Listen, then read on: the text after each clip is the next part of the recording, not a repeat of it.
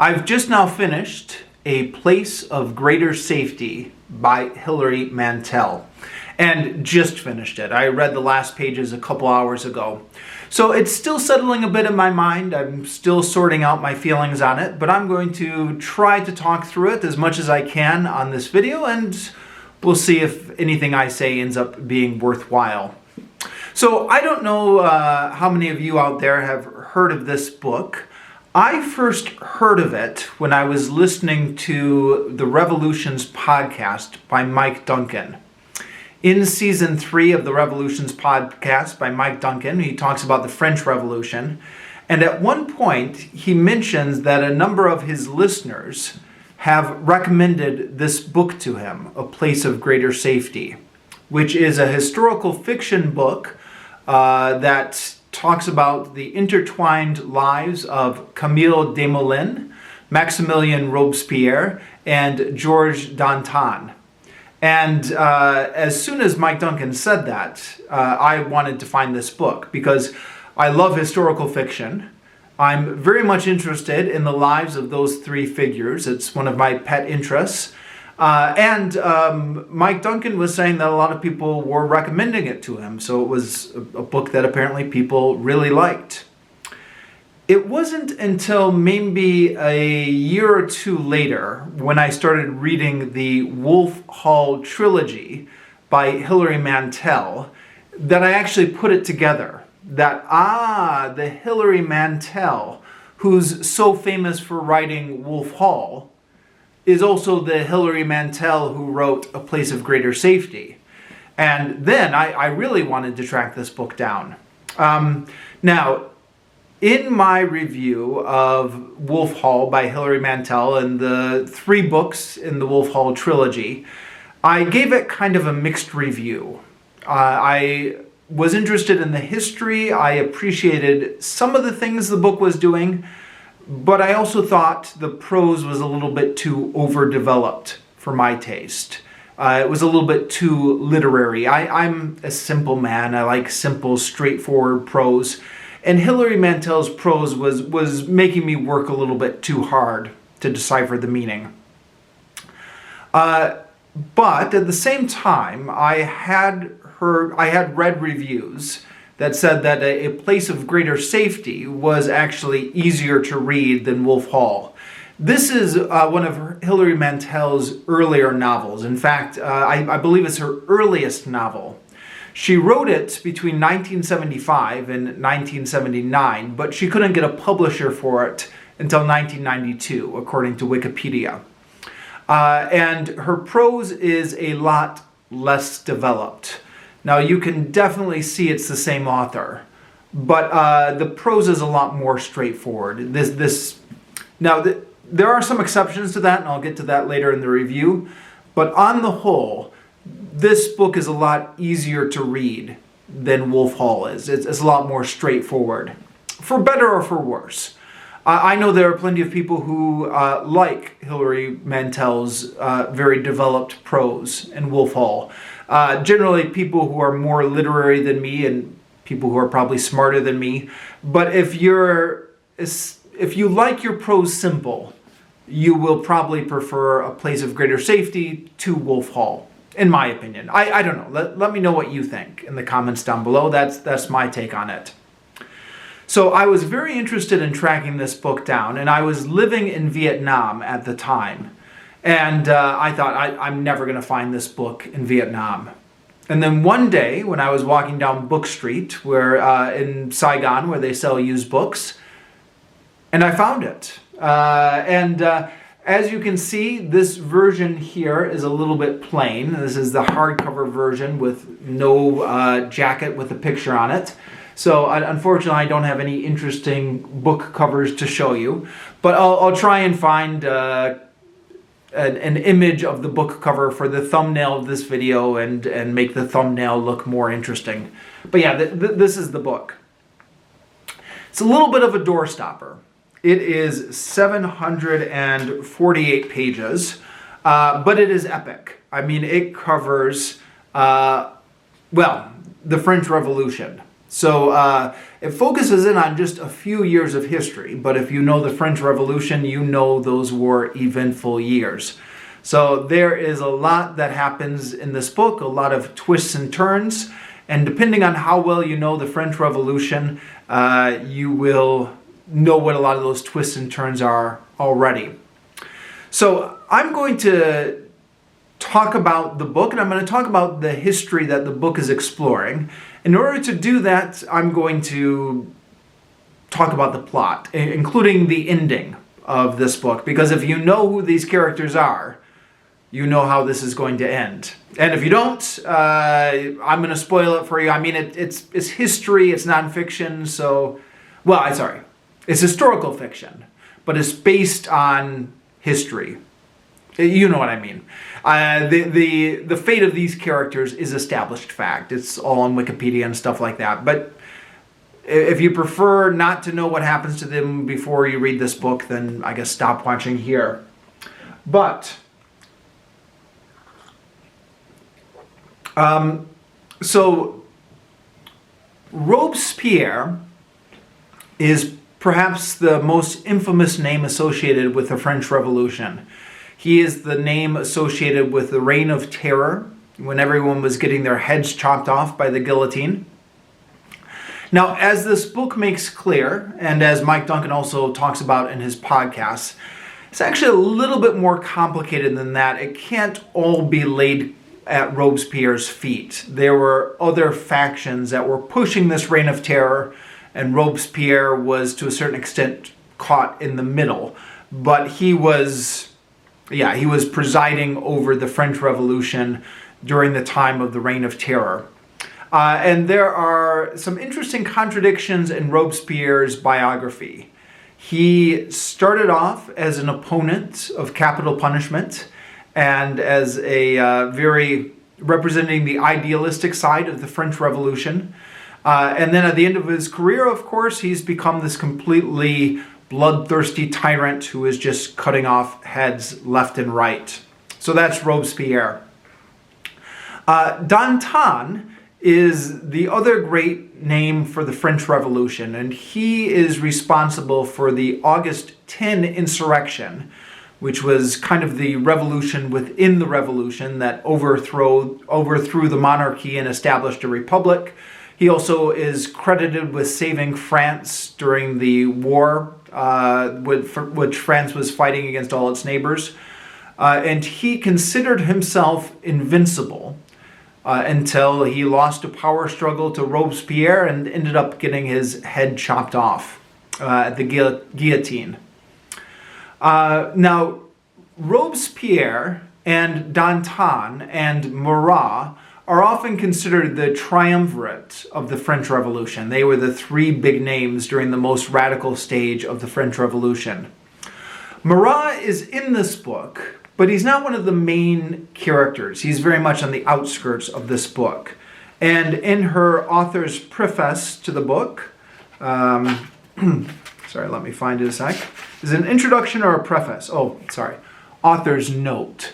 In her author's note to this book, Hilary Mantel explains the decision to leave Marat off to the sidelines.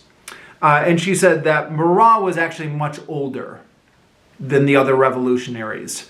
And he had a very long revolutionary career even before the French Revolution gets going. He was a pamphleteer and a rabble-rouser for years beforehand. So she said to include Marat as one of the main characters would have thrown the book off balance. And so she doesn't. Marat is very much a ghost haunting the book from the side until, of course, if you know your history, Marat gets assassinated during the course of the French Revolution. And then he is, then he's dead. He's out from history. So Marat is in this book, but he's not one of the main characters. And then there is Camille Desmoulins. Oh, by the way, I should have said this at the beginning of the book, but apologies in advance for butchering the pronunciation of all these names. I don't speak French.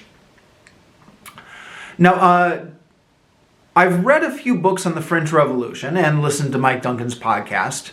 And if you and now I'm not an expert, I just read popular history books, but if you read like a popular history book, Desmoulins pops up at a couple places. The first places he pops up is he is arguably the guy who's responsible for starting the French Revolution. He gave a speech which excited the crowd, which led to the storming of the Bastille, you know, that big tentpole event at the beginning of the French Revolution. That was Camille Desmoulins' speech that started it off. And then if you're reading a popular history of the French Revolution, he then largely disappears until you get to the end of the Reign of Terror. Now, in reality, he didn't disappear. In reality, he was doing stuff. And this book does a good job of filling in the gaps of what he was actually doing during that time. But there was a lot of stuff going on in the French Revolution, a lot of personalities. And if you're reading a popular history, which is what I usually do, he kind of disappears from the scene until he comes back at the end when he is making a plea to stop the Reign of Terror, saying, okay, the Reign of Terror is out of control, it's time to rein it in now. And as a result, he gets on the wrong side of Robespierre, and Robespierre arranges for him to be guillotined. Sorry, Robespierre has his head chopped off. Now the irony in this, which is mentioned in just about every book, is Camille Desmoulins and Robespierre were old friends. They went to school together, so they were classmates once upon a time. And they stayed friends during the Revolution. Robespierre was the godfather to Desmoulins' child. And the one book I read said Robespierre was bouncing the baby up on his knee or something like that. So, you know, like a happy family scene. He was over visiting the Desmoulins family. But then Robespierre turned against his friend and had him sent to the guillotine. So there's some interesting drama there, right? Two old friends turned against each other at the height of the revolution. One ends up sending the other one to the guillotine.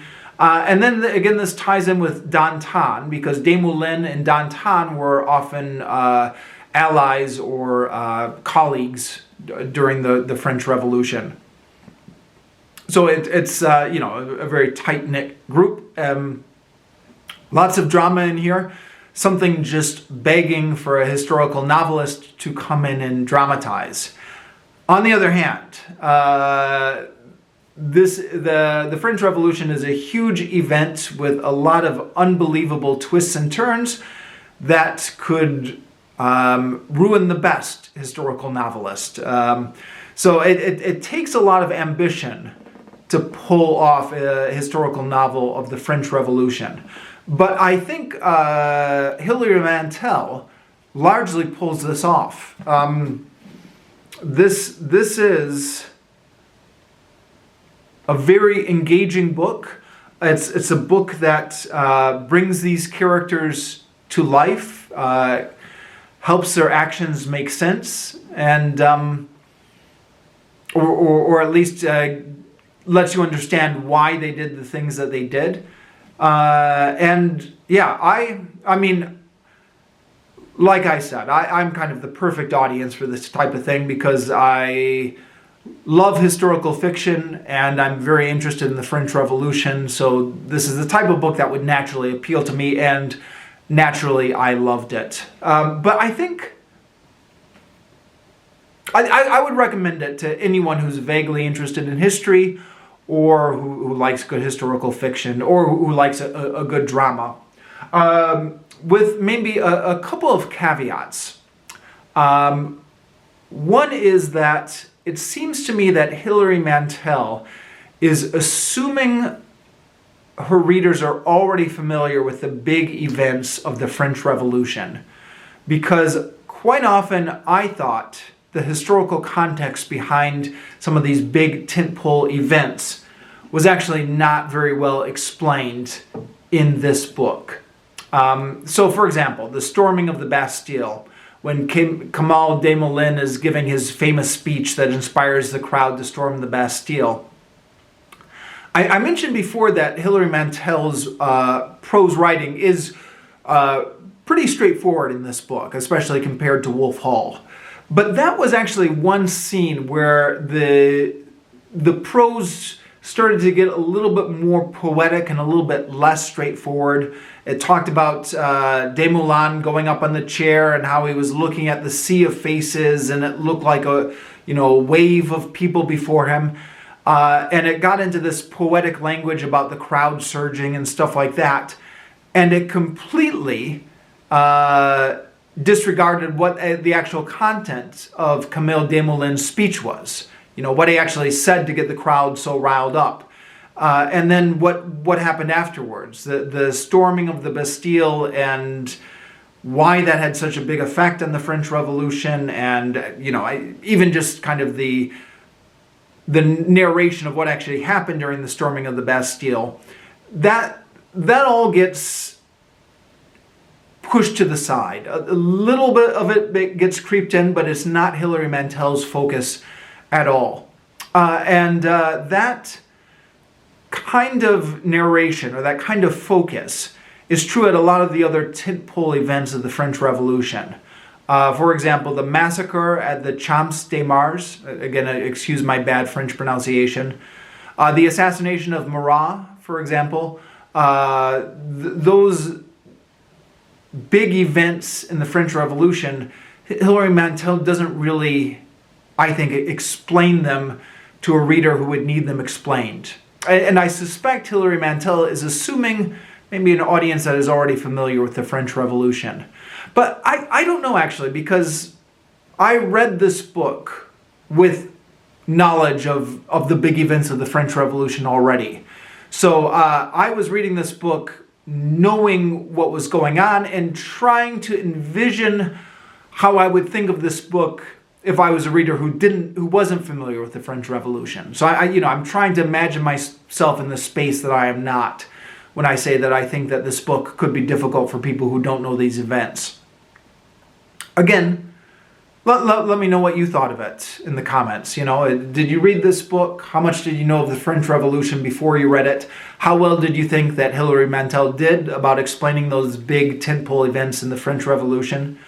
I will say, though, if you don't know anything about the French Revolution, I think you could still largely enjoy this book.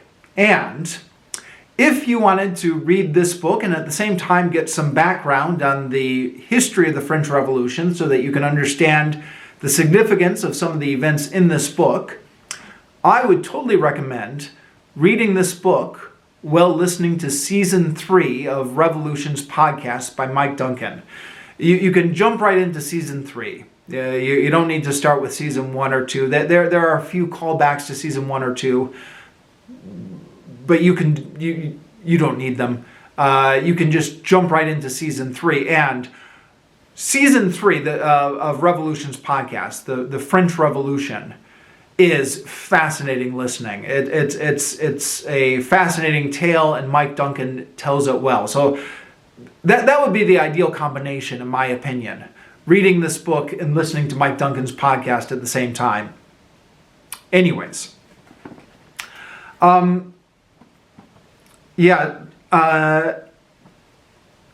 mentioned before that this book largely focuses on Robespierre, Danton, and Desmoulins, and that's true. But not exclusively. There are other point of view characters which pop up from time to time. Some of the major characters in the French Revolution, so I'm trying to think of how I want to say this. Hilary Mantel narrates the book from the perspective of different characters. It's often Desmoulins and Danton, less so Robespierre, I'll get into that in a moment, but occasionally she lets us enter the heads of other major characters of the French Revolution. There are a few characters where we enter their head once and only once, and we just see a couple pages from their perspective. There are other characters, for example, Madame Roland, who was famous for being one of the intellectual centers of the Girondist faction, even though she was a woman and not allowed to actively participate in politics. She gets spotlighted a bit. We see a few passages from her point of view. But then, certainly I think the last part of the book, the book starts off focused on just Danton, Desmoulins, and Robespierre. We start off when they're just toddlers. And fortunately, we don't linger long on their childhood. We quickly go to the stage where they are teenagers and they're at school, and then we follow their early careers. And then the focus of the book expands, and then that's where a lot more characters come in, and we get points of view from different characters. But then at the end of the book, the focus contracts, and then we're down again to Danton, Robespierre, and Desmoulins, focused much more narrowly on them. Now, I mentioned that for much of the middle of the book, we're focused on Desmoulins and Danton. Robespierre, not so much. Certainly, Robespierre the things he does have major ramifications throughout the book. Robespierre is one of the major forces of the French Revolution throughout the book. But he's presented for much of the book as being a bit of a mystery. So he's so pure, he's so incorruptible. He doesn't party, he doesn't gossip, he doesn't flirt, he doesn't appear to have much of a sex drive, or he doesn't appear to have any faults or any interests outside of the revolution. He's like a little robot, just kind of laser focused on the revolution in a way that mystifies his contemporaries. They don't know quite what to make of him. They think he's a marvel that somebody could just be this monk-like, I guess is the way to describe it. And I guess partly because he's such a mystery, we don't get inside Robespierre's head as much. We do occasionally, but mostly we get more people talking about Robespierre than we get Robespierre himself. Camille Desmoulins is perhaps the major figure of this book. More so than Danton, I think the middle section of this book largely focuses on Desmoulins, which was good for me. I've always wanted to read more about Desmoulins. Like I said, he always pops up in any popular history of the French Revolution. But he just pops up, like at two places, like at the storming of the Bastille and then at his execution. And then I was always curious, wanting to find out more about his life. At one point years ago, actually, I was trying to find a biography on him in English, just so I could, it seemed like an interesting figure. I wanted to find out more about him. I didn't find, I'm sure if I spoke French, there'd be a lot of biographies written on him in French. I didn't find anything on him in English. Although, again, let me know if you know of a good one.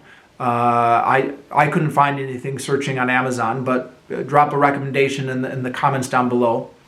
But and because I couldn't find a good biography of him, I was quite happy to have my knowledge of him filled in by this historical fiction.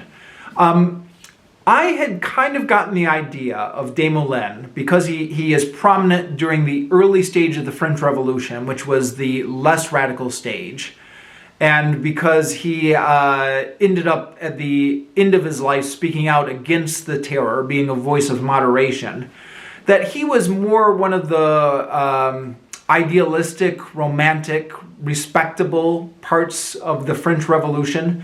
And so I was a little bit surprised that he is portrayed in this book as kind of a scoundrel. A lovable scoundrel, an appealing scoundrel, but somebody who loves to shock fashionable society just for the sake of shocking it. somebody who's, he's a kind of character who's like a teenage rebel who just goes on to go on leading a rebellious life into his 20s. I mean, he died young. They all died young. 34 is when he got his head chopped off, along with Danton, who was the same age. And I believe Robespierre was the same age. Maybe Robespierre was a couple years older, but not by much. Anyways, what was I saying? Oh yeah, he comes up in this book as a very fascinating figure, although somewhat not altogether likable character. He hurts people along the way, sometimes callously, sometimes just for the curiosity of seeing what's going to happen. I mean, when I say hurts them, I mean hurts them emotionally. He has this rather messy love life where he's in love with the wife of another man, and he can't have her. So kind of almost out of spite, he proposes to the daughter of the woman he loves and just throws that whole family into turmoil. The daughter is in love with him. The mother is appalled because she knows that Camille is really in love with her, not the daughter. But she can't dissuade her daughter from going through the marriage, even though what Camille is doing to her family is horrifying her. And Camille is just kind of manipulating all this like it's just for his amusement, or he's just bored and wants to see what happens. That kind of character. To a certain extent, my opinion of Desmoulins has fallen a little bit after learning some more about him. Now, I should make the general caveat that holds true for this whole review is I am not an expert. I've read some popular histories, but I'm not a scholar. I haven't read anything in depth. So I'm not the person to critique Hilary Mantel's portrayal. Is her portrayal accurate? Is it not accurate? I don't know. There were a few things I noticed. So as I was reading this book, there were a few points where I'm like, When Mike Duncan told the story on his podcast, it was slightly different in that version. And there were a few times when there was a dramatic scene happening in this book, and I was like, oh wow, did it really happen that way? And then I go to Wikipedia to look it up. And then a couple times the version on Wikipedia was a little bit different than the version in this book. Now, I don't have time to talk about all the instances. I'm rapidly running out of time. This camera is going to shut down when it hits 30 minutes. That's the largest video file size this camera will allow. But one example here will have to suffice. In the book, after the massacre of the Champs de Mars, Robespierre is wandering, and all the radicals are fugitives at that point because the soldiers are going around rounding up the radicals and arresting them. He's trying to get back to the convention center, I believe. The soldiers find him on the street. They tell him to kneel, and it looks like he's going to be executed in the street. And Robespierre is thinking to himself, is this how it actually is going to happen? When out of the middle of nowhere, a poor carpenter's family comes out and rescues him away from the soldiers and takes him into their house where he has safety. And so I thought, oh wow. I mean, I knew that everyone was on the run after the massacre at the Champs de Mars, but I didn't realize it was that dramatic. And I go into Wikipedia, and the version in Wikipedia is different. In the version in Wikipedia, Robespierre is looking for a safe place, and somebody alerts him that this family, I believe it's the Duplay family, if I'm remembering the name right, is willing to host him. And so he goes there, but there's no dramatic scene of him almost being executed on the street. There are a few other instances like that, which lead me to believe, well, I don't know, maybe Hilary Mantel is dramatizing certain instances, and I guess maybe that's the license of a historical novelist. Opinions on that may differ. Let me know what you think. Okay, I am out of time here. Like I said, the camera I'm using cuts me off after 30 minutes, so I'm just going to stop here. Let me know what you thought of this book.